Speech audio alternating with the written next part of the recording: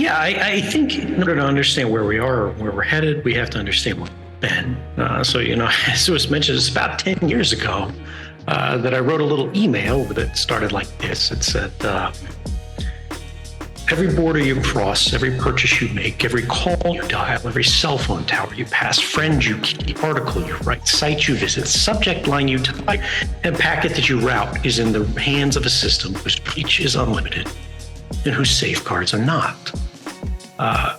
The journalist that I wrote that to went on with a team of others, that was Laura Poitras, to break headlines on front pages around the world in basically every language that revealed a criminal conspiracy between major intelligence agencies, the Anglophone world, to deliver upon us this new secret reality, which was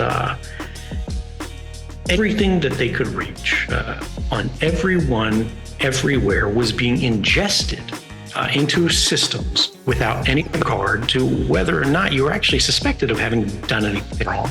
It was simply done as a matter of course because it was possible, because it was cheap, because it was easy. And I want to underline the criminal part of that conspiracy because that's not just rhetoric. Courts in the United States, the United Kingdom, and elsewhere have all ruled that was a violation of the law.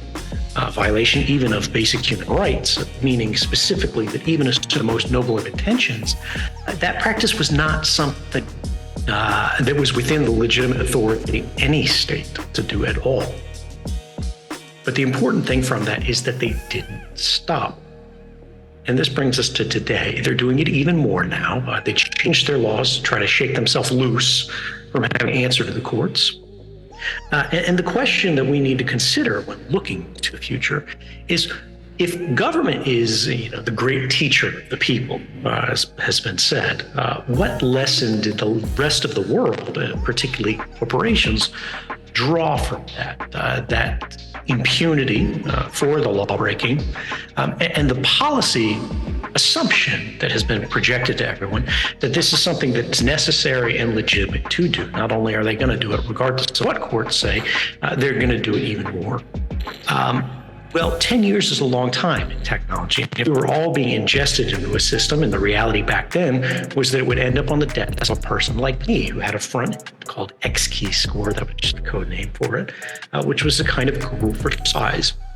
I and many others had to manually go into this distributed, federated query system, as it's called, because the data is so vast and it's in so many places, you can't move it from this data center over there back to the NSA without everyone realizing what's happening. So what we do is we send what's small, the query, what you're looking for, to all the tablets all around the world, basically. And then they process it for you against all this, and then they send back just the results. And this is where we see decentralization being used for sort of evil rather than good. It's a centralized system. It's a decentralized kind of query. Now, they were trying to automate this in the crudest of ways. Just they had their own sort of almost bash scripting type system where they would go, all right, anything that matches this grep statement, try to pull off the wire. What if we didn't need to do queries? We didn't have to move the shell game around. What if the data centers answered the questions for us? What if they took out the constraint, which was how many people like me could they find and clear and get to keep the secret? But it was done everyone automatically, algorithmically, by machines that would never betray them, right? Well, the secret would have been kept forever. And that's where we're headed. We're seeing more power concentrated into fewer hands.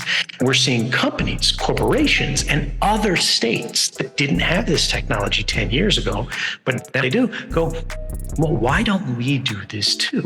They can't complain too loudly if they're doing it more than anyone, right? And so now we see Amazon, Facebook, everybody, Microsoft, your insurance agency, the hospital, all looking at trying to adopt these same capabilities. And I think the question is, as it moves from ads onto other things, most people cue onto the things that are photogenic, that you can immediately sort of arrest and grasp and visualize, which are pictures, facial recognition. You think about security cameras, you think about license plate readers, and that's true. It's there. The driver's license databases, access to them is sold by many states, whether it's to researchers and academics, whether it's to private companies.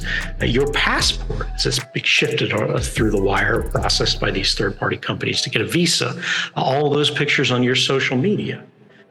The idea here is that the face is presumed to be a universally unique identifier. And there is nothing more that computers love, programmers love, and people who run large databases and collect data sets love than being able to uniquely identify actors within a set.